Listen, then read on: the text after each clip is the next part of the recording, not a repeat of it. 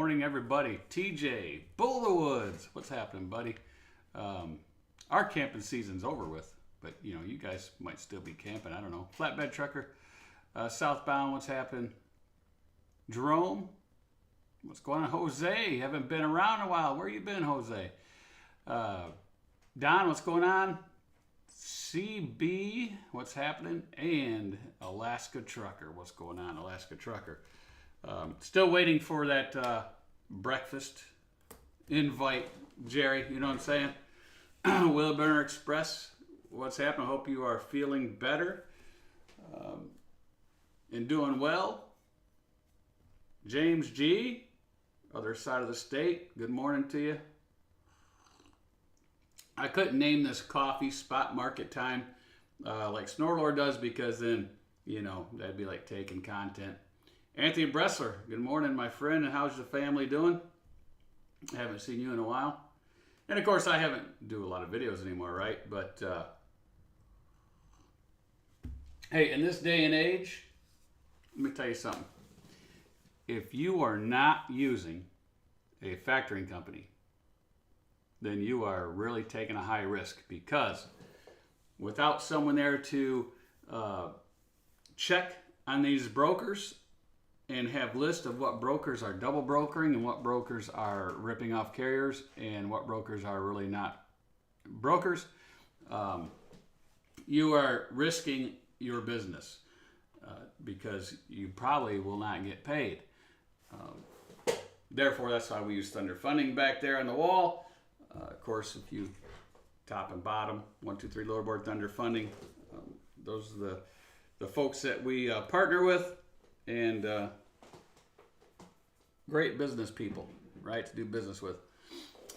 So I get an email from a company that tells me all of these bad brokers out there, and some of the brokers are acting like carriers and so forth on these brokers, and they're not paying, right? They're not paying. And yes, is the double broking worse than you've seen it? Yes, it is. And of course, you know, here we go with their terminology, right? Double brokering. Well, they say double brokering is only if the carrier does that. That's not true. I don't care. You can mix words. They call it co-brokering. It's still double brokering, because if you're taking a piece of the money and you're not the original broker, then yes, you're double brokering that load. I don't care what they call it. You know, you can fight over politics too, right? Because, you know, what one political party says and the other party says, you could call it, you know, something else also, right? It's all terminology. So why isn't there such thing as co-carrying, right? If you have a company and you're partnered with another company and they happen to pick up your load and take it over there, it's no different than a broker giving it to another broker. Why does a broker have to give his freight to another broker to broker out? That's the stupidest thing I ever heard. Why is that? They're not a good enough broker to broker it on their own? Why is that?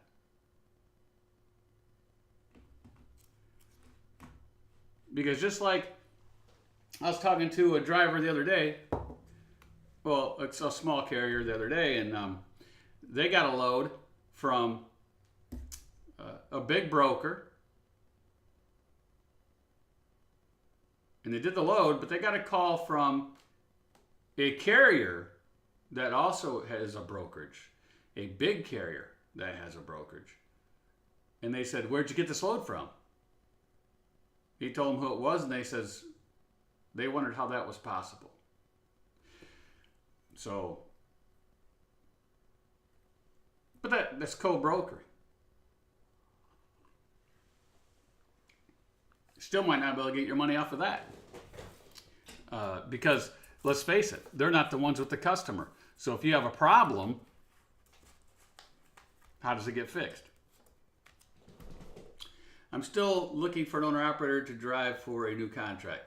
If you're in Michigan and you want to drive on James G's contract, get a hold of him. You can put it down there in a text. He can put his email in there or whatever. Why can't we agree that double brokering is actually broker fraud and fraud is criminal. That's true. Fraud is criminal. And they don't let you know, right? They don't let you know that this load is not their load. Because if most people found that out, most carriers, most owner-operators, they wouldn't haul the load. Because they already know that the rate is being manipulated, right? So therefore, that's how it is, you know? And that's what I'm saying, you know, that there's no difference. There's no difference. It's all the same terminology. They just switch the words around. That's all. It's word of manipulation. That's what it is.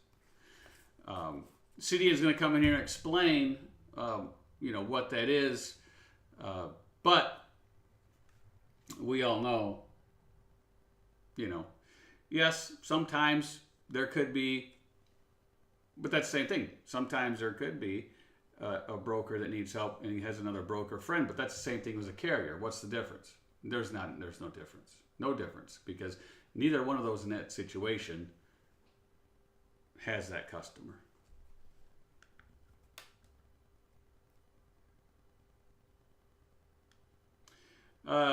Would it be considered co-brokering if a driver shows up to pick up and later another driver shows the same pickup number? I'm assuming this has happened. It's happened to me many a times. Many a times it's happened. Many a times. CDN, send a super chat to, not a super chat, but a cash app. Send a cash app to $brrn. I'm just kidding. If I can figure out where to put this at, I will put this in there. Here, hold on a minute. Let me see where I'm at. I gotta get this into the chat somehow. So I will probably have to bring up this dashboard right here. Let me see.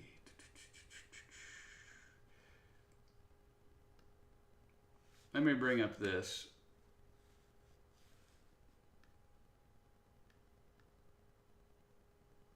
Let me go here. Turn this off. What's up, Shannon Thomas Trucking? What's going on? Close that.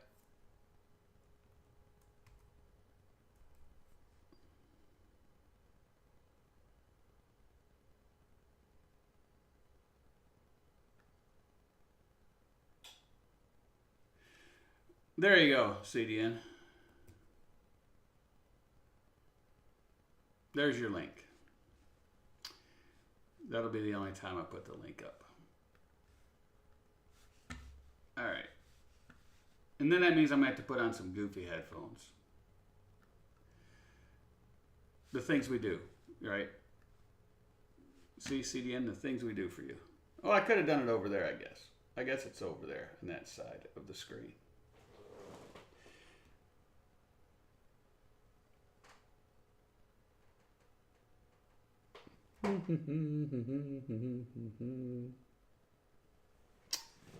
All right, let me go to here, bring that back up, and of course he is not signed in yet, so we don't have a guest yet. The link's in the comments, CDN. Woohoo! That's what Shannon says. Stuart Hobby Trucker, how offer fix the problems with fraud? What fixed would you like to see and how do you implement it? Well, Stuart, it's hard to fix fraud, right? I mean, there's a lot of it going on right now. The problem is the government doesn't care, you know, unless it's on them. They don't really care. They never cared about this industry. They just want to destroy this industry. Just like the speed limiter thing coming up again, it's already a proven fact that if you run trucks slower than the flow of traffic, and especially by 10 miles an hour or more, there's a problem. But they don't care, because the people up there making these laws and changes have never driven a truck before. They don't know what it's like. And for one, if you slow down the trucks, you slow down productivity. Therefore, you might not get 5 loads in a week. You might only get 3. This is the only industry. Let me repeat that. This is the only industry where you are regulated how much money you can make and when you can make it.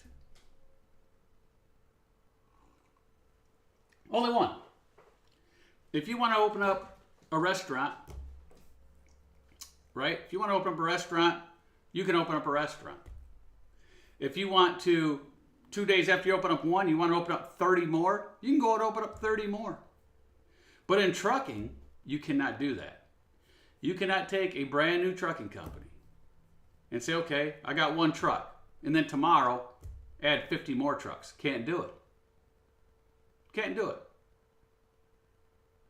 Because you need insurance. Insurance companies won't let you do it. But yet, you could buy 50 buildings and open up 50 different stores. No one cares.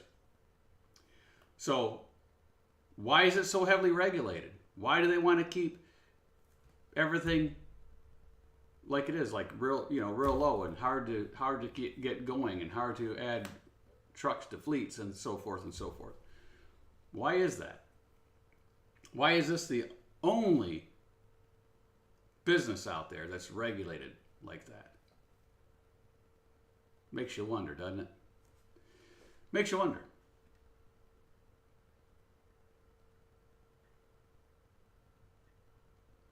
This guy thinks the worse the economy, the worse the criminality. That's nice. So everybody knows that's nice. No, the link is in the thing there. It's in the comments. Here, I don't know if I can go. Maybe I can find it over here. Let me see.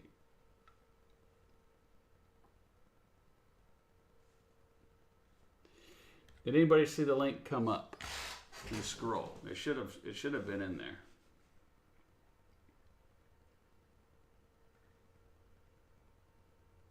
There's the link. It's right there.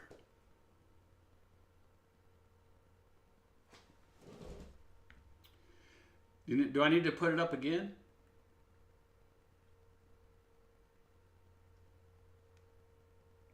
Can't fix anything, but prosecutors can hold criminals accountable. Hey, what's up, RGB?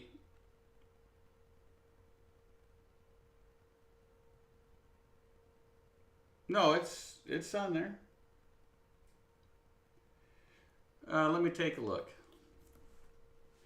Now we're going to have to go and help out CDN here.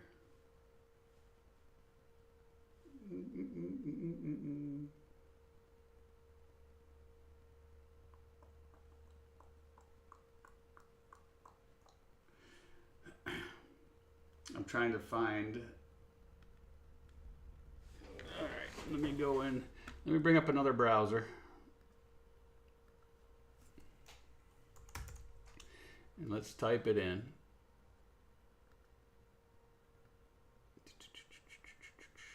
Let's go there. And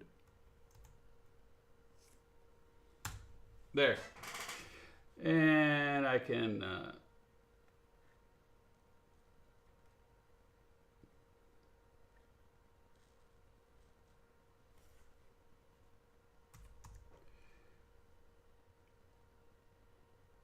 go like that.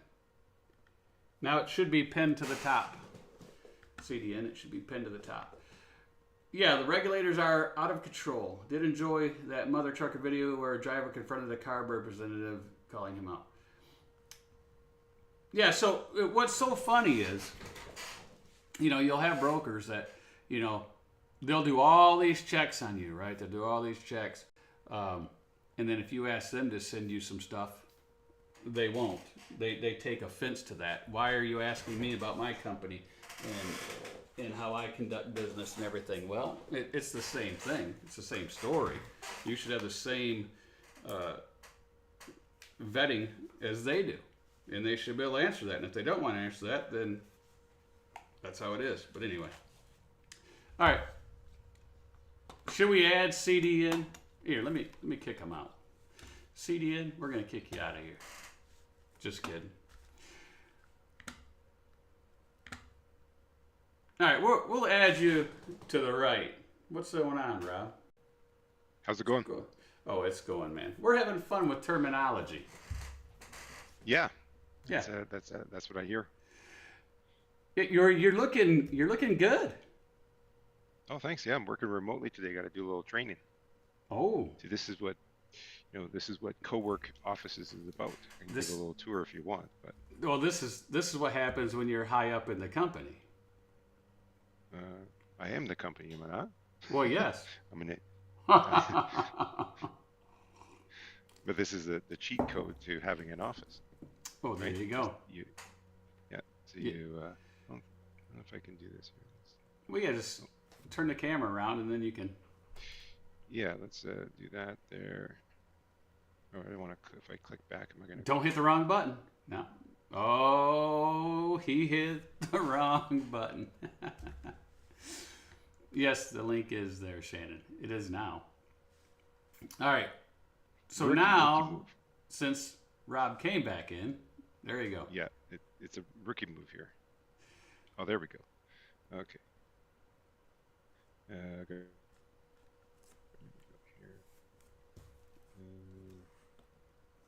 Front back. Okay, there we go. So this will be the quick little tour. So basically, see what it is. It's basically like an office, right? Right. And there's multiple desks. So there's multiple people that can all work in here. They all have there's open areas, or you can rent private offices. You can have a private office, and then you got conference rooms, access to, you can set this facility if you want it to be your office, like you can actually set it up so that it's your mailing address if you want it to be. And so, you come in here, you got your internet, and you can set it up if you need photocopying, got coffee and tea all day that you want. Now do you network with people if you want, but it's a cheap way to. Do you rent space? Is it like you rent it by the month, or? There's two ways to do it. Yep. Yeah, you can do. There's actually multiple ways. So like today, because I don't need to use it every day. Today I'm using a day pass. I'm a member. I paid for a membership. It's like $60 for the year, I think, or something, and then I get access to the different things. So today I'm just doing a day pass, so I can use the open area. There's a conference room. I often book the conference room, which will then give me access to a big screen. Got a whiteboard, and I got multiple tables. You can probably fit 20 people in there, 30 people in there if you wanted to. So you can pay for half a day, full day pass, and then if you wanted to, you can book a multi-day pass, and then you can also rent an office, which you have to negotiate with the owners, and then you can rent an office, a small office, mid-size office, and then you rent it by the month. Usually they want at least a minimum 6-month commitment, and then after that it's just month to month. Whatever, an office will range between, depending on the size of it, from $500, $600 a month. And then you can leave your stuff, lock your door, and so forth. And then you get 24/7 access with a fob, and like I have a fob, so I can come in here early in the morning if I need to. So it works out. It works pretty handy. And if you want to have client meetings, you can. Because that way you have a bigger area. That if you want to do the other things, you have that opportunity or ability. And if you're a monthly member, that also gives you, I can't remember what the deal is, but so many hours a month in the conference room if you want it to be. So in other words, if I moved up there where you're at and got me an office right beside yours, then Alaska Trucker could come visit us. 100%. Because you're close. 100%. So, right? You're close. Yeah, just Alberta to Alaska is pretty darn close. Yes, pretty close. Just around the corner. It's just a little bit straight up and a little bit around the corner. Right. So to the topic of the day is your questions about why do some brokers double broker? Well, no, that's not the topic of the day. That was just a rant, right? That went over to the double brokering part, because some brokers, they're afraid to give freight to some carriers, of afraid that they'll double broker their freight, 100%. right? I'm more cautious giving my freight to carriers who have a brokerage. Certainly, I'm a bit more cautious when I do that, and I make sure it's reminded, even though they signed a contract, there's just no brokering, no double brokering. When I know they have a brokerage on every load confirmation, I put it in my special instructions reminder. If any double brokering will result in non-payment, et cetera, et cetera. So, but let's go back a couple steps though. Why do some brokers, will they pass their freight to other brokers to help them get it covered, right? Why are they doing that? And you're saying, why are they not good enough? Well, there's a few reasons. One, they're too new. So imagine yourself. You look at a load, you're like, yeah, that's a lane I want to go to. You look at that broker, and then you go to your factoring company, and it's a no-go because your credit's too new. It's not factorable. So unless, like, if you're like, I really need to get my driver there, this is the only load I see that's viable in that lane, I'm going to call this broker and have a chat, see what kind of rate they do. And if they're going to pay me a decent rate, then what I'm going to do is I'm going to say, I need your credit. Unfortunately, you're too new. I can't get you. You're not a credit approved broker yet. I'll do the load for you, but you have to prepay me. Right, but they could. A new broker doesn't have to do that though, because they could go to their own factoring company. Because there's a lot of factoring companies out there that will help a broker establishes credit, and their ultimate goal is to get the broker to where they don't have to factor no more. Right, that is. But remember, at the beginning though, sometimes if someone has, maybe the factoring company they go to won't even take them on, right? So there's that risk. So Well, that's well, if that's the problem, then a bigger broker shouldn't want to take their freight anyway, because right. But the point is that if you're a small brokerage, sometimes some carriers won't even call you on your freight, and they won't help you cover if there's a certain load or certain lanes. Like maybe nowadays, but when I started into the brokering world many years ago, there wasn't some of the financial assistance available for small brokerages like a factoring company that can step up. If you get qualified by the factoring company, then your credit can look better on the load boards. But reality is if they just look up your company name, forget the factoring company, your factoring company is going to look at ABC brokerage and say, sorry, not factorable. So not saying you can't take the load. And often when you're a new broker, you have to basically be prepared to prepay a lot of your loads for the first 6 months to a year. And if you get some regular loads and regular carriers and saying, look, hey, I've worked with you 2-3 times, let me keep prepaying you. After 3 months, if I show you I do a good job, will you be my reference? You're like, yeah, because you've proven that you had good confirmations, the information you provided was solid, right? Everything you told me was accurate. You always prepaid me on time, and the loads working with you was easy. And if a broker can do that when you're new and show a carrier get 4, 5, even just 5 carriers that you do that with, and then you also get their factoring companies and you pay, that was the trick. My original factoring company, like with my original freight brokerage, we were small and that's what we'd focus on. We ensured that we paid all, even if we had customers didn't pay us, we always paid the factoring companies right away, because then we had then on our broker package, we had a reference to Riviera Finance. So we had a reference to different factoring people, and that was our reference. So that when carriers would see, oh, okay, yeah, you can call this company, and they would confirm, yep, they pay every 30 days, pay 20 days, or whatever it is. So that's, the first step is that's start one. So and then what happens is, unfortunately, you get two, the one that starts with a T and ends with an L, they're one, and the other one that starts with an L and ends in an R is the other one that they'll actually hunt the load boards looking to see that your load's been on for a while and hasn't been covered. So they'll say, let me help you cover that load. so that we can get it covered for you. And then you know what? When you're desperate trying to cover a load for your customer, and you're like, okay, boom, I've been on this for a week and I haven't got a load because of my issues with credit, and carrier's not, because the problem is like I said, if they see that you have a bad credit rating, a lot of carriers just scroll by you and they don't even look at the load. So you're the ones that has to hunt, and then you call them, you talk to them, oh, sorry, you're not creditworthy, not creditworthy. So you're in this battle. So then what happens is when you get other brokerages, they'll call you up and saying, hey, I see you've been struggling on this load. I got 30,000 trucks. We can get this covered for you right now.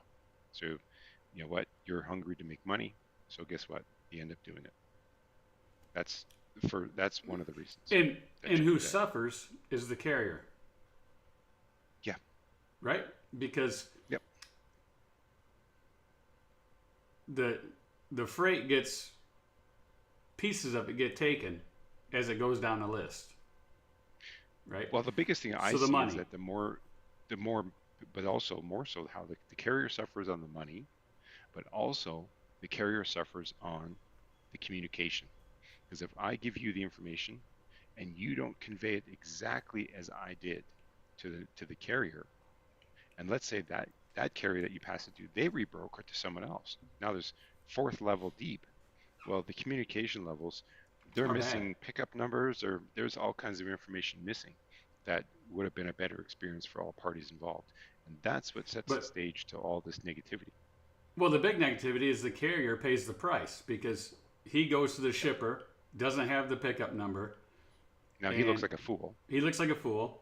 And then he could be sitting there for hours waiting for a pickup Yep. number, right? Yeah, and he's phoning, and then when they say, "Oh, I'm trying to reach my customer," well, guess who the customer is? It's the other broker, and And then that that broker's broker is reaching, trying to their customer. So it takes forever, right? right. And that's why, Well, and this is another reason why, Rob, it takes forever is because no one uses the phone.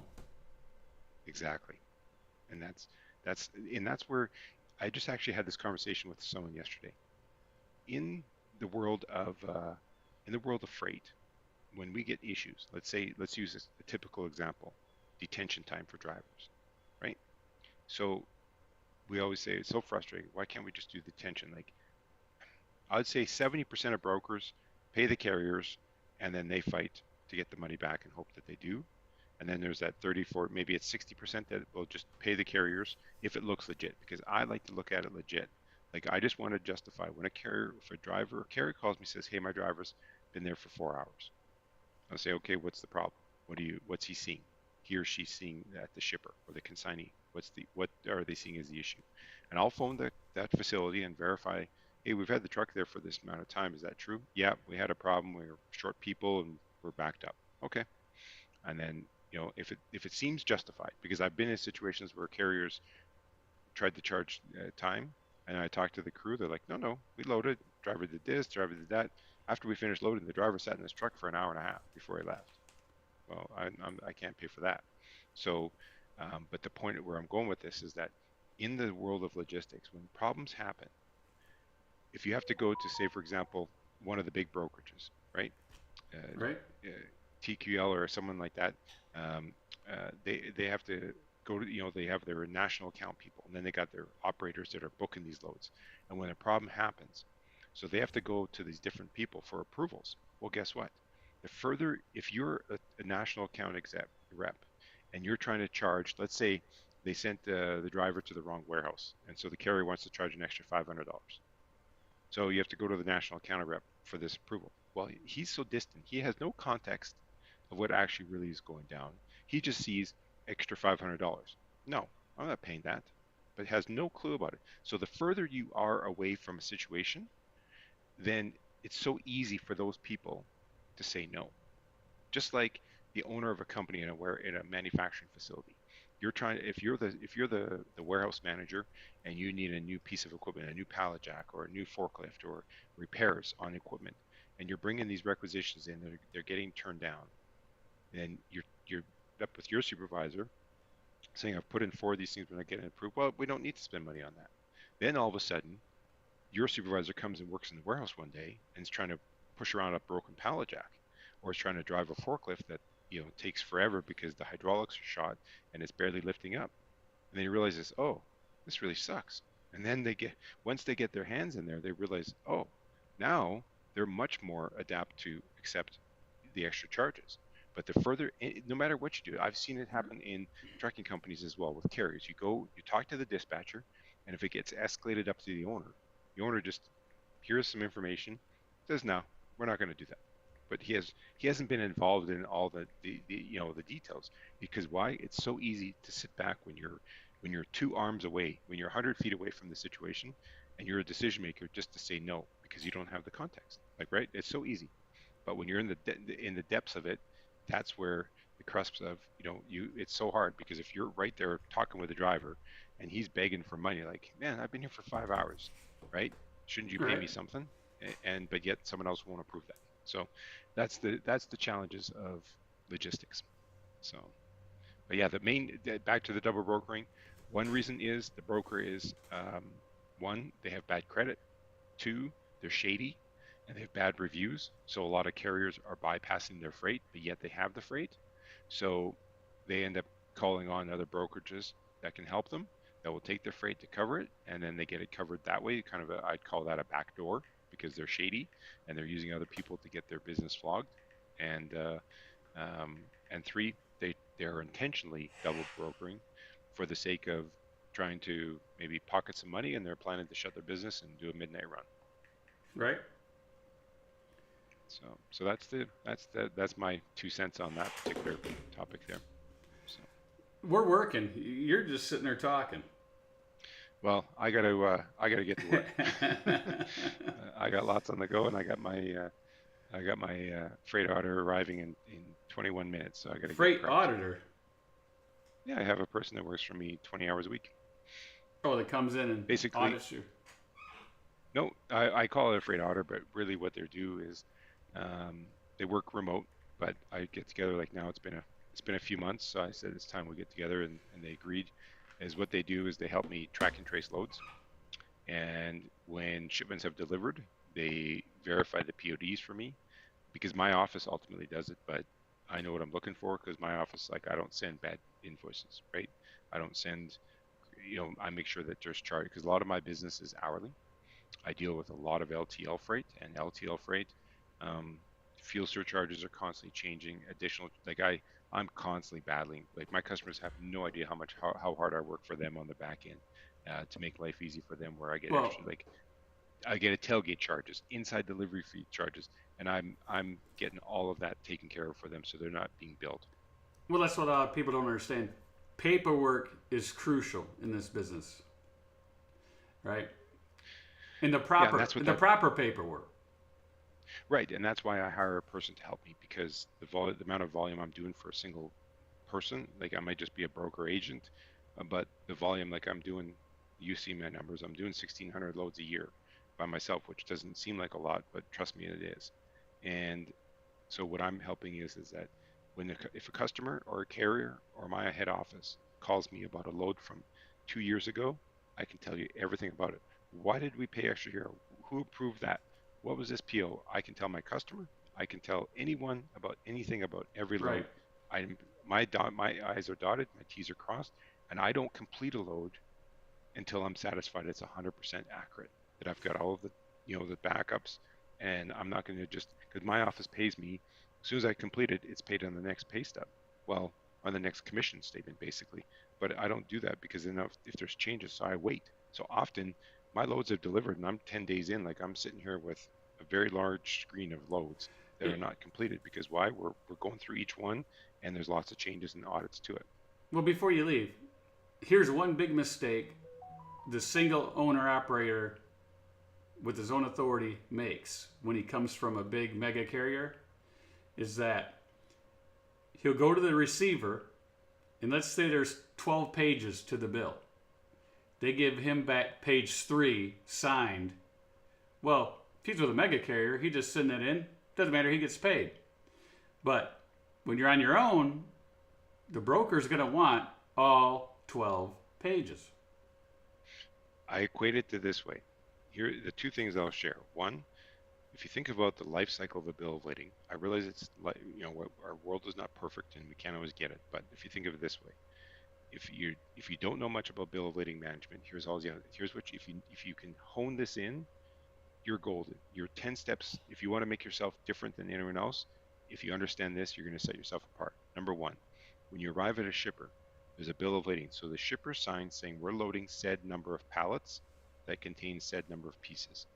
Once that shipper signs that's in the truck, they've now provided, transitioned the possession from them to the carrier. Once the driver signs and accepts that, now they've accepted it at the terms in which they did. And they sign it, now it's in the possession of the carrier. Now again, that's why it's so important. It sounds so simple. You just got to drive in, back into the dock, go from one warehouse to the next. Every time you leave a dock, you should be pulling forward, and whether it's 5 in the morning and it's pitch dark, or 3 in the afternoon and it's sunny, is hop in that truck and walk all the way around the inside. Because why? What do those forklift operators do in these warehouses? They're trying to be fast, and often they use the wall as their guide. So Right. that's why you see walls peeled back. So you need to identify, because if you get to one place and they say, well, we got damages, and they can clearly show you that the damage came because you had a wall puncture, that look, all these boxes on this one side, there's 3 pallets in a row that are punctured. Well, then you can see that the wall. So that's because that's what I always ask customers when there's a damage on a freight. I say the first question I say is, what was the carrier's actions and or equipment that contributed to the claim? Until we can prove that, just because there's a claim on the carrier's truck doesn't mean it's the carrier's fault. We have to prove negligence by the carrier. Either the driver, slammed on the brakes, turned hard, or he had defunct equipment. He had a hole in the floor that caused or a hole in the wall, or something that caused it to get wet in the rain, or he had splinters in the wood that punctured bags underneath. If it was bags of sugar and there's stuff sticking, or the wall had a puncture, and the wall panels pulled out and it punctured stuff. So we have to prove that. And because what if it's concealed? Where was the damages? So there's a lot of steps there. But when you think about bill of lading, shipper signs that they've loaded X amount on the truck, you verify in the bill of lading, and then you sign it. Once you get to the consignee unloads it. When they've signed, they're accepting possession, and you're confirming that the load was delivered. But again, always checking in between there, because now, and then you think about it like a scuba diving, because you might be a little bit familiar with this, but scuba diving, you always have your regulator, and you have an octopus, which is your spare in case of an emergency. When you have an octopus, if there's an emergency, say you and I are scuba diving, and you go out of air, or I go out of air, you don't just let me take it and willy-nilly, because I'm going to be panicking. I just ran out of air, Right.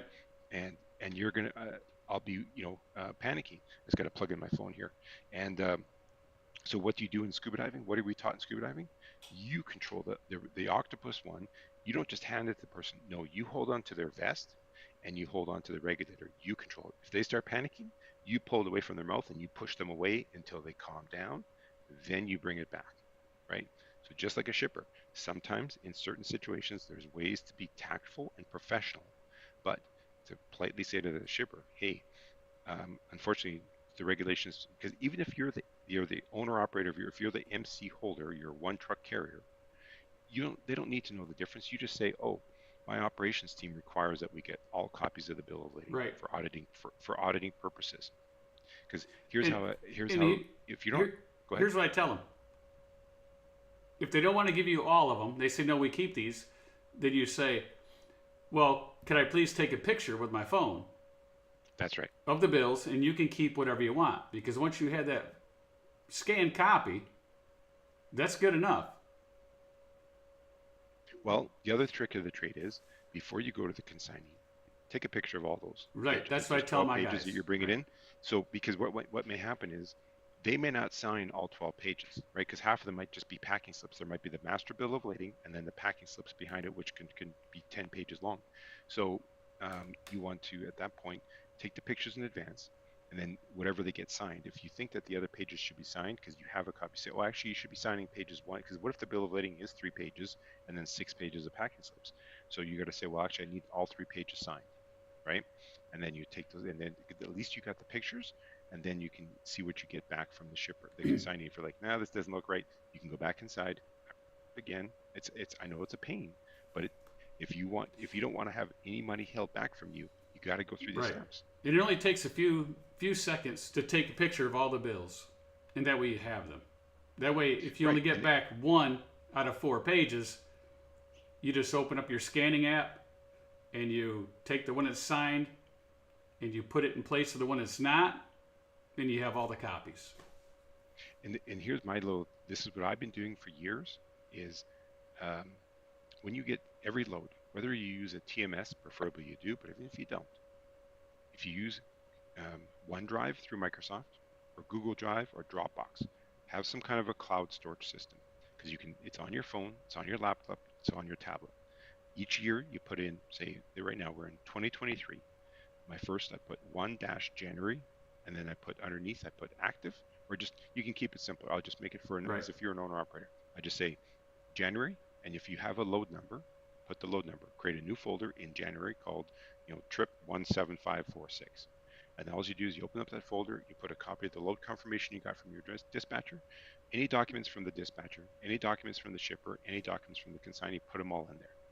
And then you got, and if you need to, type up a note and save it in there. I mean, preferably put it in your TMS, but if not, all you have to do is make up a Word document or a Google document. Costs you nothing to have a Google document, and you just start making notes on the load, like, this load took this long here, and just start making notes. Save that note, because it's easy to reopen on Google Drive on your phone. You can pull it up. Yep, arrived at shipper this time, arrived this time, or if it's on the bill of lading, perfect. But if there's extra issues, take a minute, and guess what? If you don't feel like typing on your phone, you have voice to text. Put on the device, talk, and it will put it to text. It may have some grammar issues here and there. At least you got the gist of it down. So if a year came by and you got audited, and someone called you, why you got all the history of what happened. What's this person saying?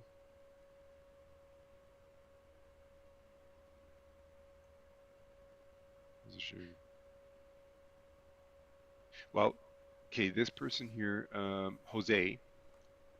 First question is the rail lines, Schneider Intermodal, etc., CN Rail. When I work with them, guess what happens? 30 minutes before the 2-hour mark, I get an email or text notification. Detention begins in 30 minutes.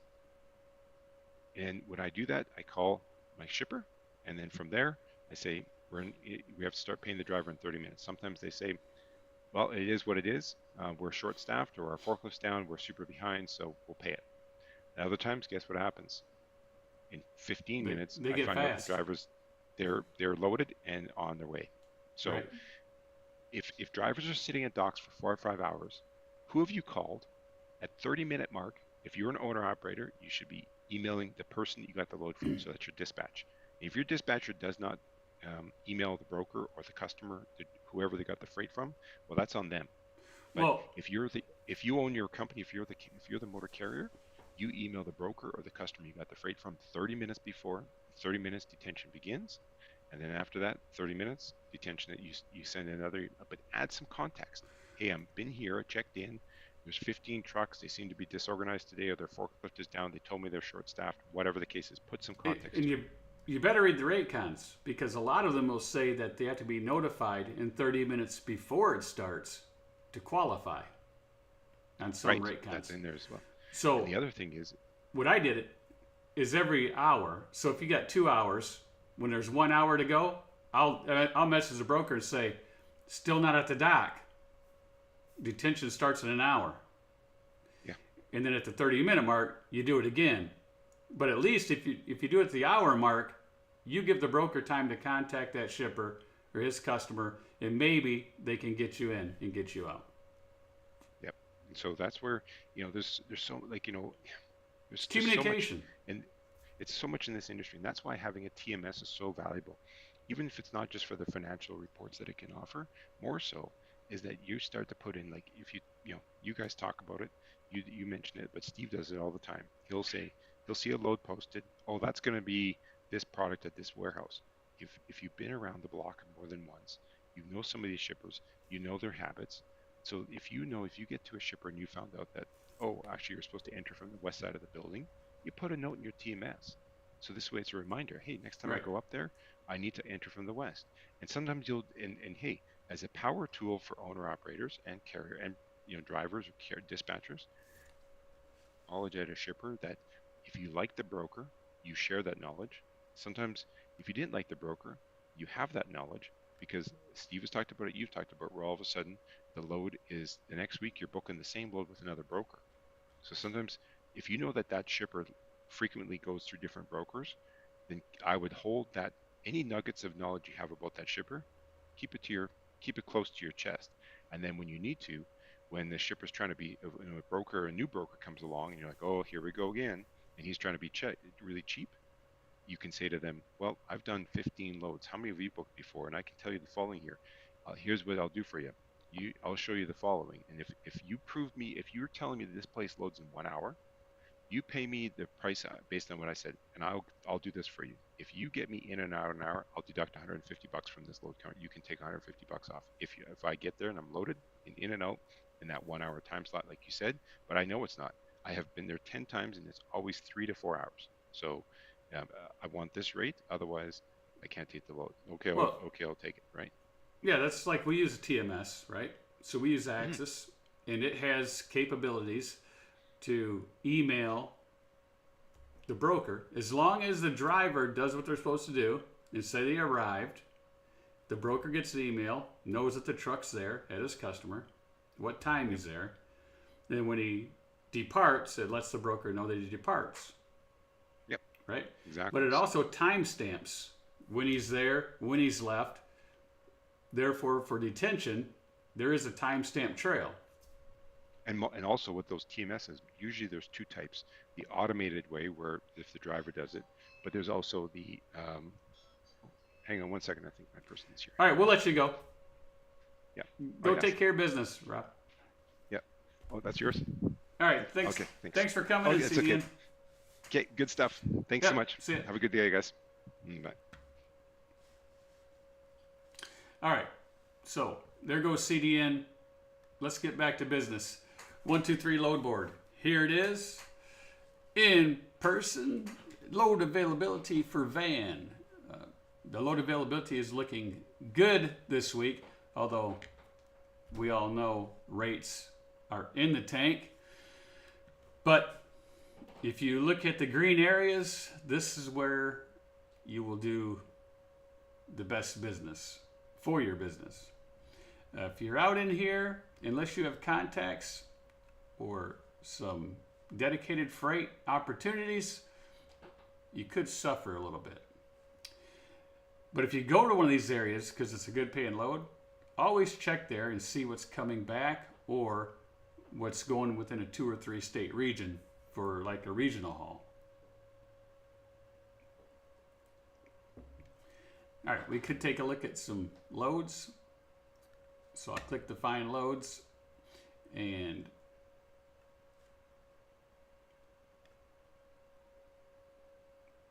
let's create a new search. Jackson, Missouri's in here already, so let's just use that. We'll do 150-mile radius. It's on flatbed. We'll look at van first, check it out, search, and see what we got. So we can sort. We're sorting by deadhead miles here. We can click on that, and we can sort by rate per mile, which is going to give us the highest rate per mile, not the highest revenue for the load. So here we go. Dixon, Tennessee to Clarksville, Tennessee, Missouri to Missouri. And if you're an owner-operator with your own authority, single person, and you run Missouri to Missouri and you don't have interstate, you are putting your business at risk. Do a lot of owner-operators put their business at risk? Of course they do, because they listen to the wrong people. The broker does not know anything about trucking. Most of them do not. Most of them don't know anything about regulations on your hours of service, and they sure don't know interstate or alcohol permits. Someone will say, well, beer's different than alcohol. No, it's not. It is not. They'll say beer's different from liquor. No, it's not. Ohio, you need it. Kentucky, you need it. They'll say, oh, you don't need it. You haul it, you get caught, you're in trouble, not them, because they will say, it's not up to them. You're the carrier. You're the one that's in your trailer. And you need to know the laws and regulations of your business. Don't count on somebody else to tell you what they are. Do the research yourself. $394 a mile, Circle Logistics, EPS 373. But we'll take a look. Here's the Circle Logistics load. And we can look down here at rate check. It says 326 a mile. Cargo Chief says 337. Green Screens gives you a max of 379, a minimum of 322. So here they are, posted rate 1,000. They're above all of these other rates. You can click on market rates and it gives you those. Profit calculator is always great to use. This will tell you exactly what profit you're going to get off that load. So your total profit's $335 a mile, $851.48. It gives you your miles, your fuel cost. You can change this miles per gallon if you want to your truck, so you get an accurate account. And if you have an additional cost. So if you're on with a company that's 80-20, if you're on with Landstar, get 65-35, you'd put 35 in there. So a Landstar guy get 501.48. If you have your own trailer there, then you'd put 27% here because you get 73. Might even be 72 now, but we'll just say 73. You put it there, it's 581. Now if you had a 20% 80-20 company, 651. So you see you're going to make $70 more on that load from the other company. And that's only this one load. We scroll on down, Tennessee to Georgia, $14.50, $3.48 a mile. Click on that. And here you go. Same thing. If you're at 80-20, you're at $911.89. And if you're over at the other place, you're at $810.39. So on a $1,450 load, this makes it simple. You can see the difference in price. Now, if you want to see the highest revenue load out of there, then all you got to go click on rate, and that's going to open up the highest. So if you want to go to Washington, $1.94 for a grand. PLS, $37.41, $3.26 a mile from St. Charles to South Burlington, Vermont. And you can look down here, 20% company, 80-20, 22.29. And if you were over at, let's say, the Big Blue, 29. There's a huge difference when you start getting into bigger money. So over there, the driver would get $1,900 basically. Somewhere else, that's $300. $300 difference, one load. If you did 5 of those loads a month, that's $1,500 a month, which would equate to $17,500 a year. All right, we have to go. We got things to do. We will see you later. Thursday, we'll be back on here. So we're taking over Snorlord spot Tuesday and Thursday. We're going to try to come on between 9 and 10 and stay on for like a half hour. We went way over that. So if you're looking at good TMS systems, AXISTMS, check them out. Tell them we sent you. And of course, if you're looking at load boards, 123LoadBoard, Thunder Funding, there's scrolling down there. There's the code. There's the code. Nice to join us from Facebook. Alaska Trucker says bye. We'll see you later, Alaska Trucker. Big Face Trucker, about time you showed up. A little late, but we won't hold that against you. Yeah. We'll see y'all later. Until next time, drive safe, negotiate, take the best rate you can, and don't take no for an answer, right? Tell them why you need that extra money. And we'll talk to you later. All right.